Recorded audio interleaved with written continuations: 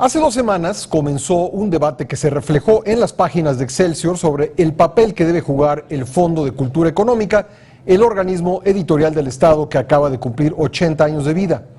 En ese debate participaron varios intelectuales, entre ellos de manera destacada los analistas Leo Zuckerman, columnista de esta casa, y Jesús Silva Herzog Márquez. A ambos los invité a debatir en este espacio, a lo cual accedieron amablemente. Hoy le presento la primera parte de esta discusión. ¿Por qué no comenzamos? Te doy la palabra primero porque iniciaste este debate.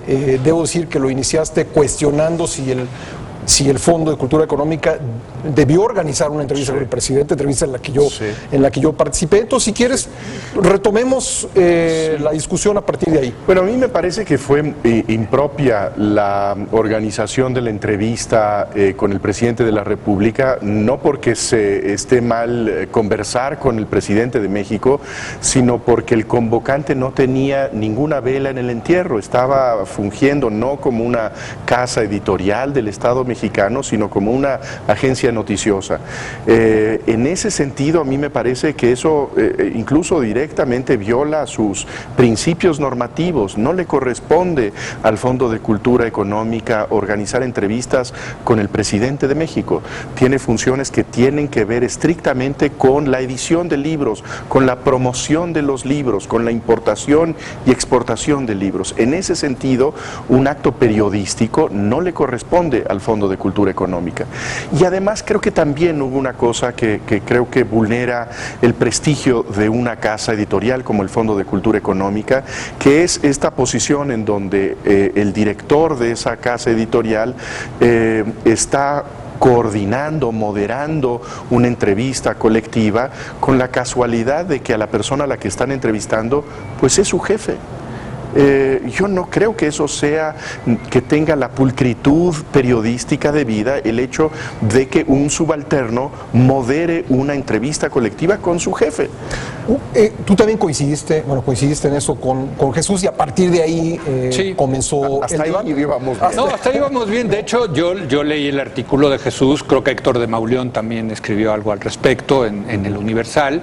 Luego vi la réplica de José Carreño, la contrarréplica de Jesús, en fin, estaba muy sabroso ese debate y yo dije, pero yo quiero entrarle al debate de otra forma y ahí entré con el tema de si se justificaba o no la existencia del Fondo de Cultura Económica.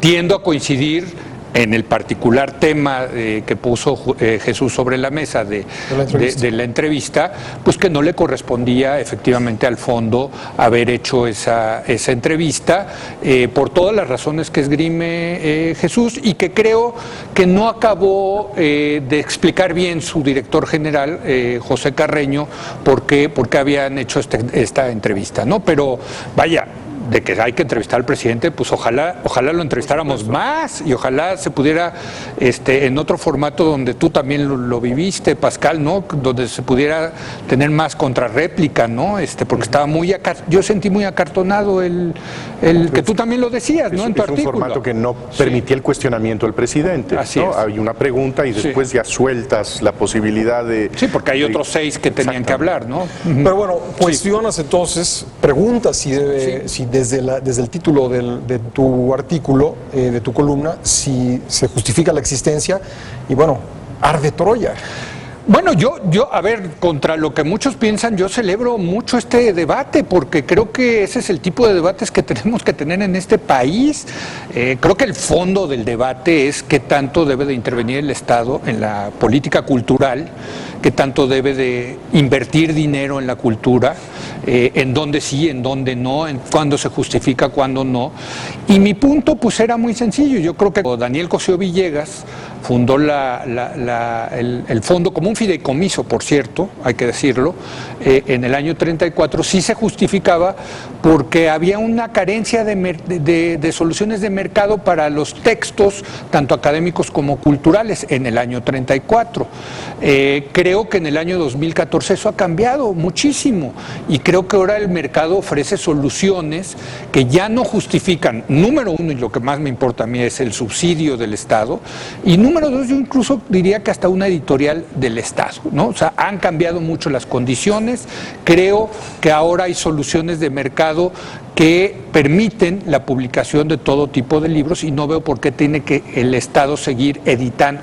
Todo, editando, publicando, vendiendo, haciendo marketing, etcétera, de libros. Ese era mi punto, que luego, bueno, pues desató todo este debate, ¿no? Tú lo contestaste, ¿no te convence este argumento? A mí no me convence. Me parece que las razones por las cuales se justifica el Fondo de Cultura Económica en este momento son las de este momento y no tiene que ver ni siquiera con los propósitos de Cosío Villegas hace 80 años.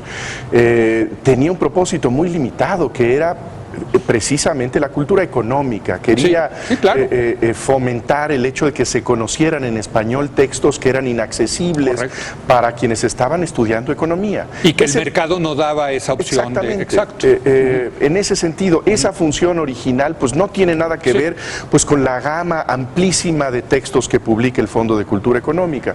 Pero yo creo que es precisamente ahora, incluso por las distorsiones del mercado, que no es ningún jardín paradisiaco en donde se premia el mérito y donde se fomenta la cultura que uno quisiera estimular, es precisamente ahora en que una institución pública como el Fondo de Cultura Económica tiene más sentido, porque yo creo que si bien tenemos nosotros muchas casas editoriales, hay un proceso de terrible concentración de estas firmas en unas cuantas estructuras gigantescas, multinacionales, que le dan al libro un sentido que a mí me parece ominoso para el cuidado de la cultura, y no es solamente la cultura económica, y es el hecho de qué es lo publicable, qué es lo que tiene sentido publicar en este momento. Yo creo que una institución pública como el Fondo de Cultura Económica, que pudiera plantear con criterios de selección válidos, cuáles son los textos que forman parte del acervo necesario para la cultura en español, yo creo que es muy importante. Ahora, creo que es muy importante el romper esta trampa de las editoriales en este tiempo, que solamente están calculando esa edición que se va a vender en un mes y medio, ¿no? Mira, yo desde que nació Amazon, pues creo que, si no me equivoco, ha de haber sido por ahí del año 1990 que se constituyó como una herramienta del Internet para vender libros. He venido siguiendo este debate que me parece a mí en lo particular fascinante, lo que está ocurriendo en el tema editorial, en el tema de los libros, también el de la música y el de las películas, de todos los contenidos, con el tema de la digitalización del Internet. Tiene razón Jesús, que ha habido un proceso de consolidación en donde las editoriales, sobre todo medianas, han sido comidas, absorbidas, adquiridas por las grandes editoriales por un proceso de economías de escala y de globalización, ¿no? O sea, eso lo hemos visto, es indudable, han desaparecido, ni siquiera han desaparecido porque dejan los sellos, ¿no? O sea, vaya, ahora que Alfaguara lo compró Random House, pues va a seguir el sello Alfaguara, ¿no? A lo que me refiero es, sí han desaparecido las medianas, sí es cierto que hay una concentración de las grandes, pero ha surgido otro fenómeno, que son las editoriales de nicho.